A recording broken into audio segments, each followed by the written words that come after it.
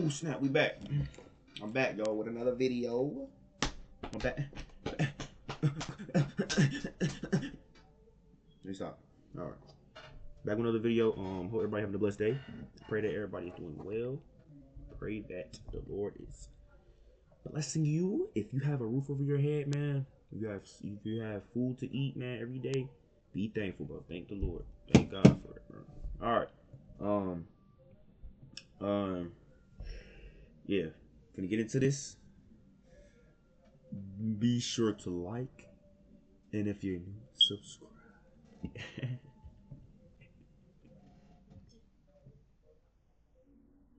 Feel me? Let me stop. All right, let's get it. So today we have Dad realizes his daughter is actually the killer. She's in the ground.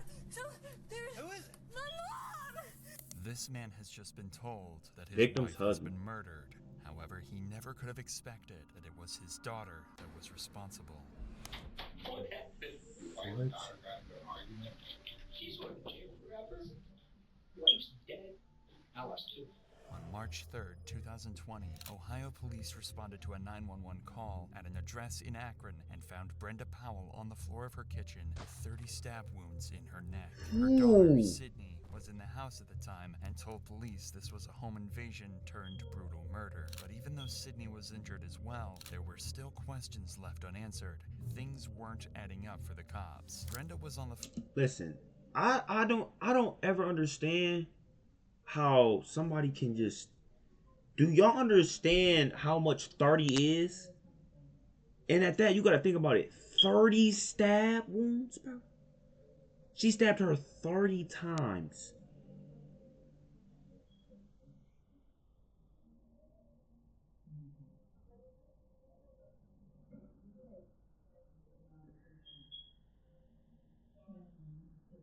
Dog, that is so crazy though.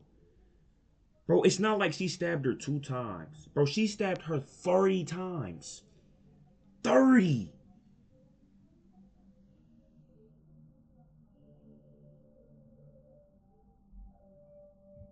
Man. phone with one of Sydney's college professors at the time. And She then was that's your attacked, mom and during at that call, that. she suddenly started screaming before the phone What? went dead. Bro. When he called back, the voice on the other end of the phone claimed to be Brenda, but the college professor knew this was a lie and suspected Sydney was pretending to be her mother. Fearing the worst, he called 911 and the first responders arrived in no time.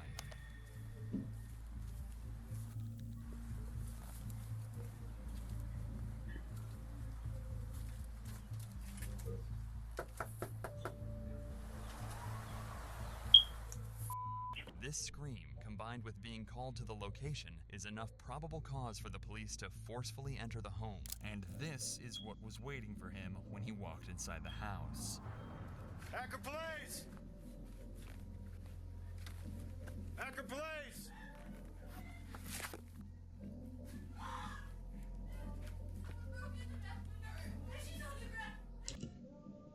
Oh my god. I'm like, seriously. How? Like, bro, you gotta think. She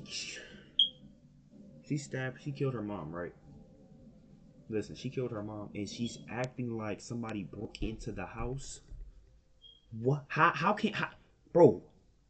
No, there's no way in the world.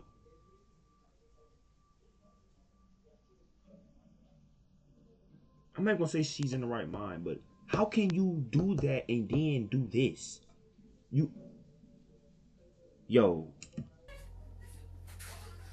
Where's your mom at? Okay, stay right No, there's so much blood. No, please. Mom! She's take her. recording now. No. Stop! We gotta figure out what's going on. Can you sit down? R9, get that 32 rolling here quick. We got a female down, blood all over the place.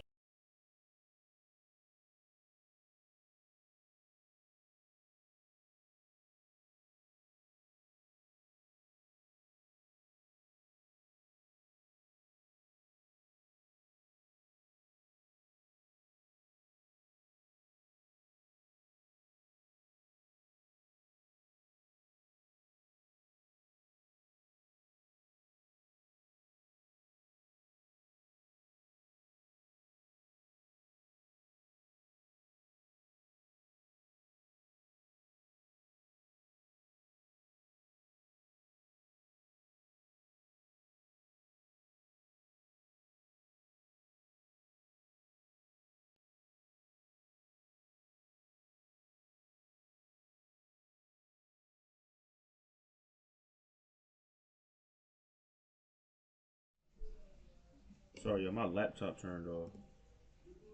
Sorry, this morning you just got crime scene. Take her outside. She's blood all over. I don't even know if she's breathing. Secure the scene. She looks like a 22. She looks like she's been down for a while. There's blood all over the place. There's a knife by her head and stuff like that. And there's a huge pool of blood. No, I think she just walked in on it. There's a broken window in the back.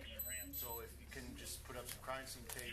As soon as AFD gets here, they're going to pronounce her, I'm sure. It turns out Brenda hasn't just been stabbed. She's also been hit over the head with an iron skillet, and her injuries are so devastating that her life hangs in the balance. What? Hold on, we gotta figure out what's going on. Come on. Is she gonna be okay? Come on. Come on, come on. You just need to cooperate with me, all right? I love my dad. Huh? I love my dad. What happened? What's going on? What's going on? We heard a bang. We heard a bang. And she told me to get out. And then I heard screaming. So I came back and she was on the ground. Okay, you heard a I ran bang. out back. There was a big broken. What is your name? Sydney. Are you cut? I don't think so. Yeah, you're cut I somewhere. don't think so. Yeah, your hand. No, I was helping her. I grabbed her. All right, stop. I grabbed the knife. Yeah. What's going on? I don't know. We just got Dad. I'm the dad. Okay, Sydney. what's... I don't know. I don't know. Sydney appears to have been injured as well, is suffering from shock, and struggling to hold herself together. Even the arrival of her father, Steve Powell, doesn't calm Sydney down. Police need to lock down the crime scene and try to figure out exactly what's happened. The back window's broken in. So you got the Daddy. inside there? So... I don't know. She was there was so much Lady in the blood. house, okay? She's got minor cuts. Inside the house, there's a broken window and the knife used to stab Brenda, but something isn't quite right, as the broken window had blood dripped on the outside of it, leading police to conclude it could have only been broken after Brenda had been stabbed. However, Sydney claims that the intruder used the window to enter and was broken before the attack, leading to the first of many inaccuracies in her story. Interesting. Somewhere that's not you. Okay, do we know who, where, which way? That's the younger guy. I'm looking through here and I can see pictures. And there's a whole basement set up for I gotta do my workout. Hey, sorry, I'll call you right back. Bye. All right, let me go report that. Yeah, there's guys around. It's probably his brother. Well, I'll see if we can find out who else lives here. With such a serious case with so many unanswered questions, the cops spend some time talking with homeowners nearby. They have to try and collect as much information as possible, but right now, the only person making any sense is Sydney's father. Okay. Do you live here, sir? Yeah. Okay. That's my wife and there's my daughter. How old's your daughter? She'll be 20 in March. She's 19 today. Is she coming out? No, not yet, sir. Just can't hang out. Sydney. Can you tell me what happened? Akron? No. Hold up.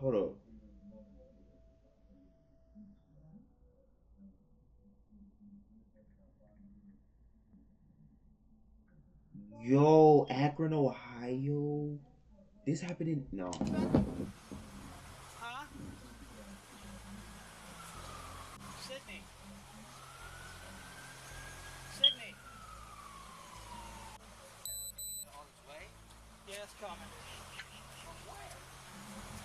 Yeah, that's him right here. I can hear him.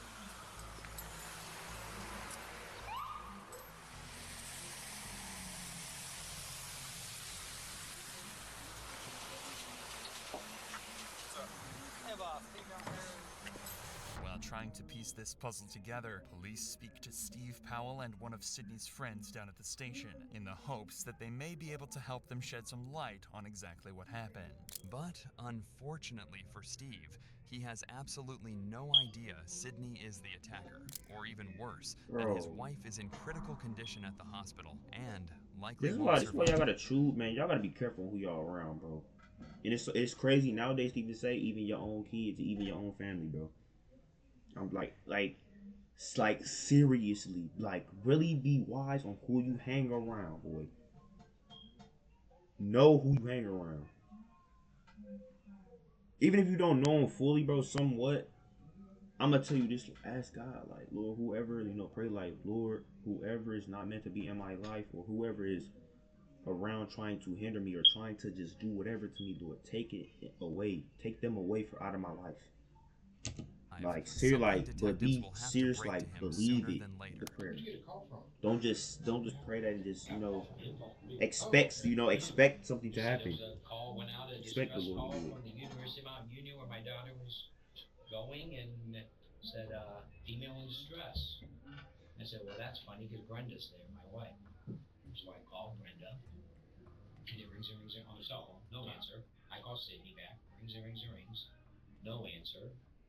I call Brenda back. Ring. No answer. I'm pacing around. I call G back.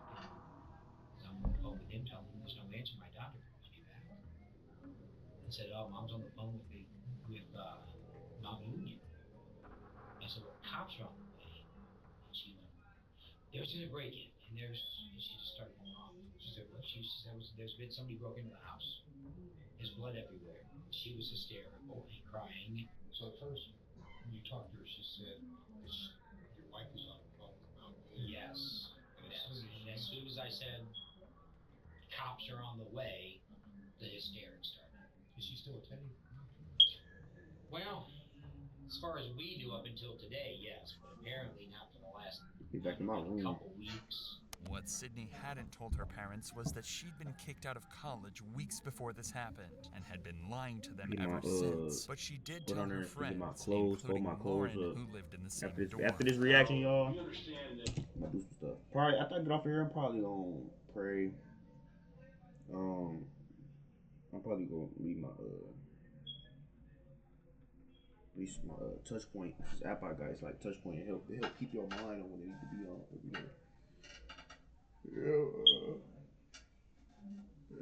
Do that. And yeah, I might hop on the game maybe. I can't wait till I get my game back, bro. Can't wait.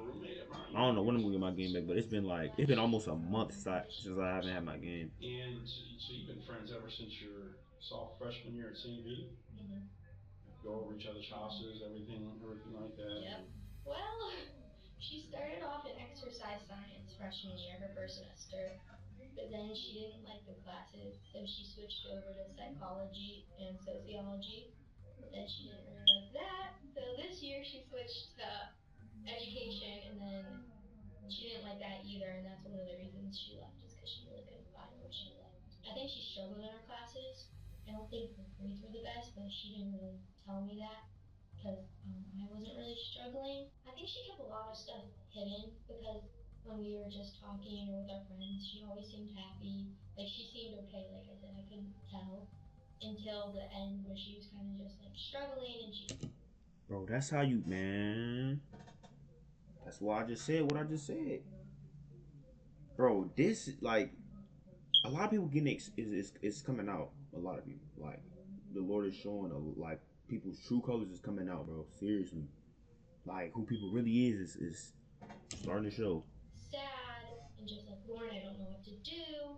I think she felt like everybody around her kind of had figured out what they wanted to do, and she hadn't. Establishing Sydney's state of mind leading up to the incident will help detectives find out if she simply snapped or if this was premeditated. The issue is, Sydney is going to claim that she actually has no idea what happened throughout this entire case. In fact, she's going to base her entire defense on the fact that she blacked out and even claim insanity using this. This means the cops still have no solid proof that Sydney is the guilty party, but they're starting to discover she was hiding secrets from just about everyone. Well, I know she's had anxiety for a while, but I think it was this last semester, like starting coming back in January, when it really started, that she was kind of more like upset because she really didn't know what she wanted to do. My friends and I were worried for her because we didn't know what was going on because she didn't tell us, and like.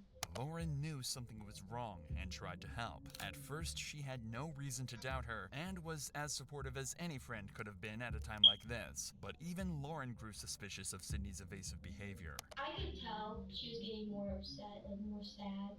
And I told her, like, I'm here, like, you can tell me, I'm here for you. If you need anything, I'm here. But she never really opened up until she was leaving and saying that she was struggling with school and that she was kind of trying to figure out what was going on. And that's when I started to try to help her. Let's talk about this. You know, you're her best friend, and I know this is difficult, but tell us about her relationship with her parents. Her and her parents had a really good relationship. Like, her mom and her were best friends. Probably, like, they did everything together. Like, one of the reasons she went home was to be with her mom. They were always close. She never said anything bad about her mom. Wow. She never ever talked about having an argument with her mom. Like, I can't recall every time she'd be going home, she's like, I can't wait to see my mom. Or when she goes home for weekends, she'd be like, oh, my mom wants me to come home so we can hang out and like watch movies. And she loved being home. By this point, Sydney is becoming wrapped up in a lie that she's going to struggle to escape from. But instead of owning up, she decided to make out as if college just wasn't working out for her and tried to convince her parents that they could save a lot of money on college bills if she left to pursue other things. What's going on? Are you not going to school? She goes, I'm overwhelmed in school, and I don't really like what I'm doing, and it seems like it's a waste of my time and your money. I said, well, but that's all part of it. Nobody's going to tell you you need to do what you're doing when you're 20. You need to figure it out. But that's not what she told her friends. So when she's talking to you about, you know, the problems she's having at school, did she mention that she tried talking to her parents? Yeah, I know she definitely, especially when she left, she talked to her mom about leaving. They kind of made that decision together to leave them out.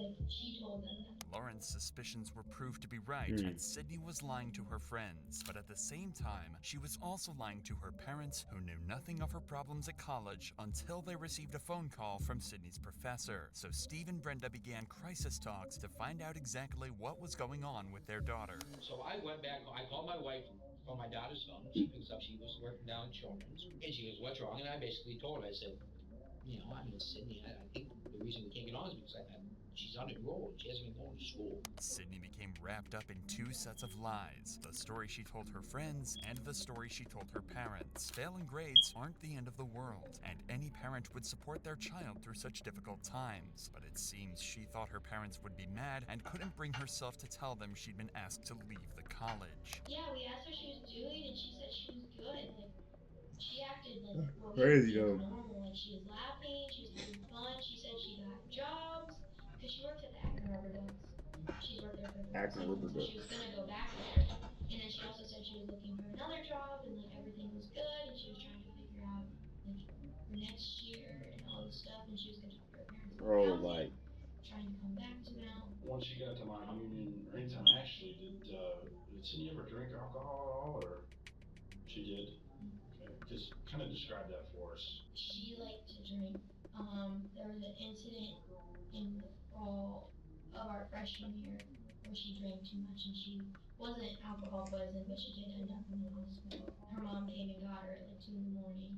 Usually after that, her and I were together, and if she did drink, I usually kind of like slow her down after and kind of her a little bit because she's small. Detectives suspect Sydney snapped when Brenda was on the phone to her college professor and tried to cover up her lies by silencing her mother forever. The issue is, again, Sydney is claiming that she doesn't remember a thing, but it seems that she made some crucial and careless mistakes that let the detectives pick up the pieces. Sydney grabbed an iron skillet and beat her mother into submission before plunging a steak knife into her neck over 30 times. She then impersonated her mother on the phone and staged a break-in to try and cover her tracks.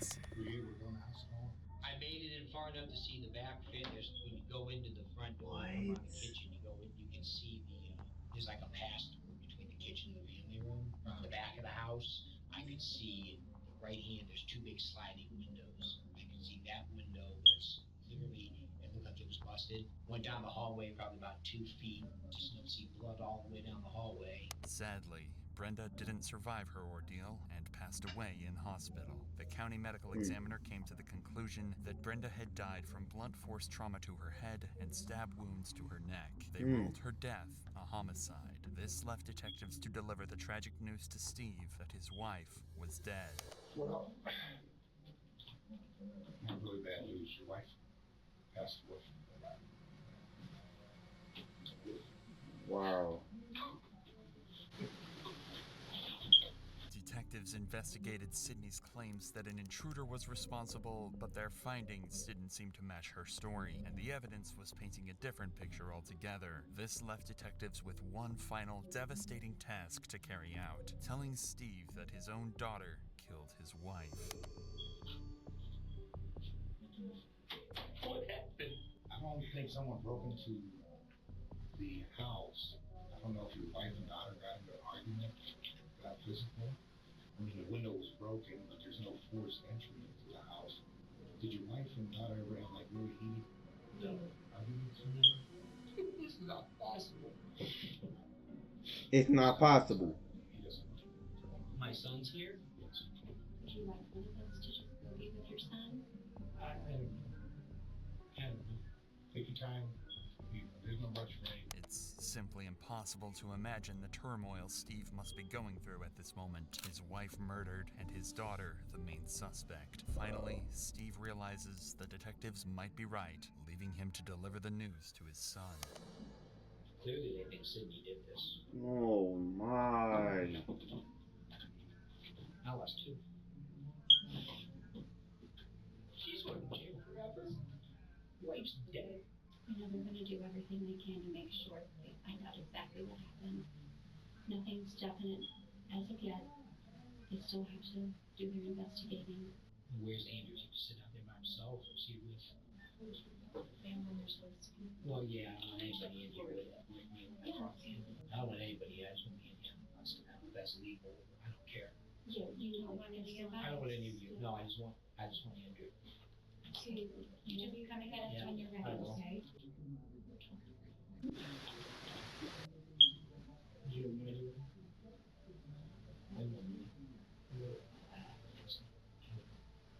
They don't know. They haven't told me. They're investigating. Sydney was arrested and charged for the murder of Brenda Powell. She claimed insanity at first, saying she had almost no memory of what happened, including hitting Brenda with the cast iron skillet and fatally stabbing her. The jury didn't believe Sydney, and she was found guilty on 2 counts of murder, 1 count of felonious assault, and 1 count of tampering with evidence. Sydney Powell was sentenced to life in prison with a Sentenced to life, and she got a chance for parole, but I mean, I don't even think that's even going. Man, boy, y'all be careful, man, on who y'all. I'm telling you, be careful on who you around, who you bring into your circle. Seriously, like I said, pray, bro. Prayer works, bro. Trust me, it works. I know it works. I know it works. But listen. Pray that prayer that I said, you know, I'm telling you. But because I'm gonna be honest, bro, you just never know. Nowadays, you never know. And this right here is crazy. But yeah, stay blessed, man. I'm out.